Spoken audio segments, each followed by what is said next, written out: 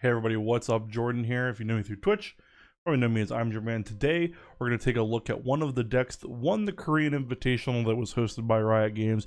We got a cool, spicy combo control deck that you've probably seen running around in the ladder, and if you want to learn more about it, this is the video for you. Let's dive right in. What we have here is an Ezreal Combo deck that won the Korean Invitational. It was one of the 3 decks that Zizo brought to the championship. Is Zizo the way you pronounce that? I think so, but I'm not sure. So somebody in the comments correct me if you want.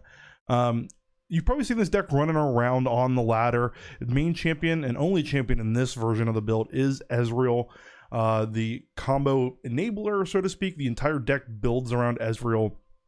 The most important part about her is her flipped side of whenever you cast a spell, you deal 2 to the enemy nexus. That's going to be how you close out the majority of your games with Ezreal, and it's very all in on having a version of her flipped.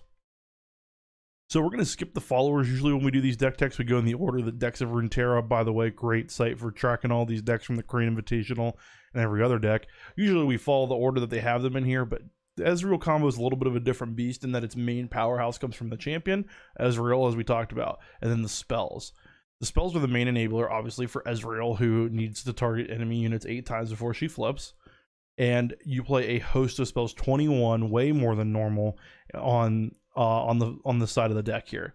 It should be noted before we get going, though, that Ezreal doesn't care whether she's in your hand, on the battlefield, or in your deck to do things. She doesn't have to see 8 enemy units get targeted. They just have to get targeted throughout the course of the game. So you can get going from turn 1 with your thermogenic beams or your brittle steels, and you can go all the way up to the end of the game with your progress days. We'll talk a little bit about each one of these card choices and why they fit into the overall game plan as we go through it. As we first talked about, thermogenic beam here deals all of your damage. It's a good way to clear out all of the biggest threats that your opponent has. Oh, your opponent plays a Darius that's a 10-5. Who cares? We're going to kill it. Oh, they played a Trendemir and then flipped it. Who cares? We're going to kill it. Thermogenic Beam is a good stay alive card, and that's one of these things that the Ezreal deck really needs, and that's going to be a theme you see through a lot of the spell choices here that Zizo has are stay alive cards. We need to stay alive until we can play a flipped Ezreal and deal 2 with every other spell that comes up. Next, we see 3 brittle steels, again in that stay alive theme. This is your game against Noxus spiders. This is your game against the elites that are smaller. This is your game against every other mid-range or combo deck or aggro deck that's got fast guys trying to punish you quickly on board. And brittle steel's a good catch-all. And it, again, just like thermogenic beam, targets your opponent or enemy units so that you can get your Ezreal flipped. You're going to see a lot of me going back to Ezreal here. Going, look, brittle steel, it turns on Ezreal. Thermogenic beam, it turns on Ezreal. The really important part of the deck is getting Ezreal flipped.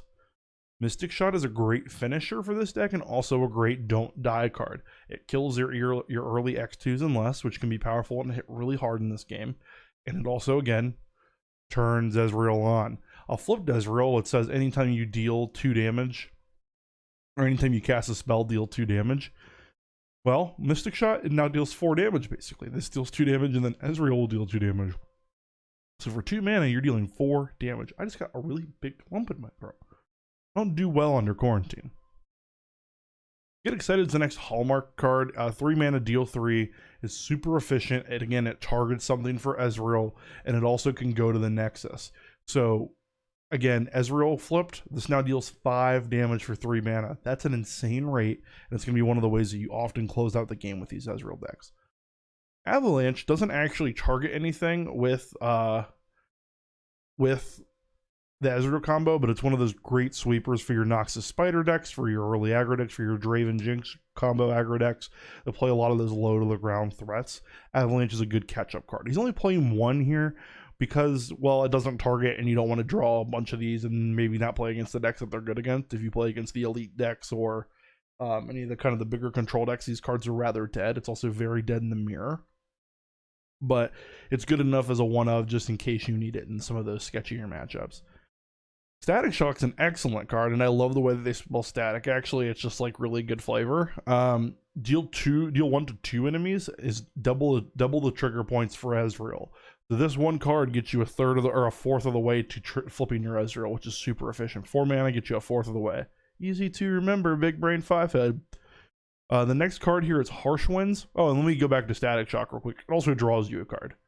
So not only does this get you a quarter of the way to your Ezreal flip, it also draws you even closer to another card that can get you to an Ezreal, or get you closer to the Ezreal itself. Harsh Winds is in that same vein as the Stay Alive card again, but it also targets 2 more things. So Ezreal, if you cast a Static Shock and then a Harsh Winds, you're already halfway there in your Ezreal. That's before you cast any other spell in the entire game. This card's also really good for trading with some of your creatures, which we're going to talk about in a minute, but the Harsh Winds and the Static Shock are great Stay Alive cards that also enable your combo a lot easier. Progress Day, I think if you take a look at this one, 8 mana draw 3, reduce everything by 1, you should really easily see why this card's in this deck. Imagine if you flip into Brittle Steels, Mystic Shots, Thermogenic Beams, all of these really cheap cards even get excited. All of these really cheap cards already get even cheaper, and you're drawing 3 new fresh cards off the top. And the fact that Progress Day is a burst spell, you're already going to have an extra advantage. You're going to take an extra turn cycle over your opponent, and that can lead to a lot of crazy situations, especially with Ezreal, where you're going to be flipping her maybe at instant speed with this burst mechanic. The next thing that's important about this deck, the creatures are more of a supporting role.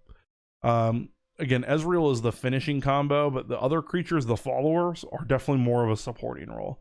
Avarician Sentry gets you deeper into those card effects. It's also a good chump blocker to help you stay alive. That's right, we should get shirts that say it, stay alive. I'm Jermaine XIXO.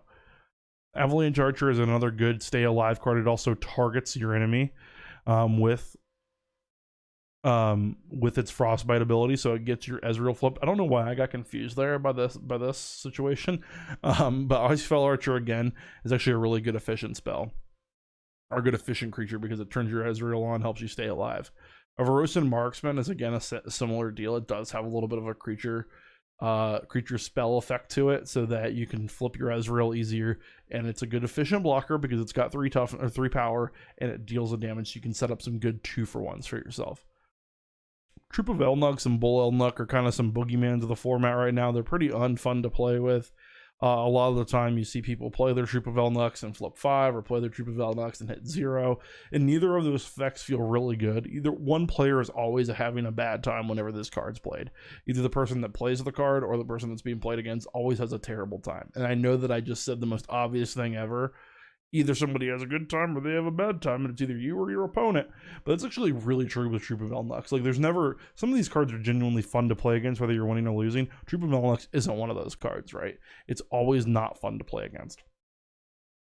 Chump Wombat actually is one of the best enablers in this deck as far as creatures go. For 4 mana, you're getting 2 burst speed spells, which when you have your flipped Ezreal equals 4 damage out of nowhere. Play your Chump Womp, keep your Mushrooms Clouds in your hand, and move on from there. And once you play your Ezreal, boom, you have 4 damage instantly off the top. One of the tricks to play in this deck that I ran into when I was testing it is that Ezreal doesn't want to be played until she's flipped.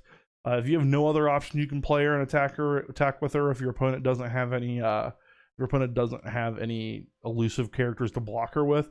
But ultimately, you want Ezreal to stick to the board and then kill them within a turn or within a round or 2 of playing her. It's super important that you don't lose your Ezreals, because these creatures on their own often aren't enough to win the game by themselves. Now, Troop of Elnuks and the Bull Elnuks, you could flip a coin and high roll into a game-winning situation off of that, but it's not consistent like we talked about. You're really going to want to lean on Ezreal to do 80 to 85% of your game wins here. And to do that, you need her to stay alive after you cast her. So you need her to be flipped already, and you need to go for the combo once she's gone. And again, that's why you're going to hold on to these Mushroom Clouds from Chump Womp, which is just the greatest card name in the game, by the way. And then you're also going to want to start saving some of these spells as you get closer to that 8 mana, get my Ezreal flipped. And then you're just going to dig. My hot take on this deck is I think it's going to be the next thing that's on the chopping block for Riot to look at after this newest patch cycle, because they just dealt with Hecarim, right? They just dealt with Revival, the Revival mechanic. So I think they're going to next look at this combo deck, because this is an efficient combo deck. All of the cards do something relevant to your game plan. Ezreal is a difficult threat to deal with when she's on the battlefield. And the fact that she has elusive is incredible, because when she hits you, you create a Mystic Shot. So she deals 1 from hitting you and 2 when she's flipped. She deals 2 when she hits you. She deals 2 from the Mystic Shot she creates. And then she deals 2 because she casts a spell that Mystic Shot. The one Ezreal hit to your Nexus is 6 damage. It's a quarter of your damage. We could call Ezreal the quarter queen. Quarter towards your flip, quarter towards your flip, quarter of your life. Don't at me. That joke was bad. I don't know what to tell you.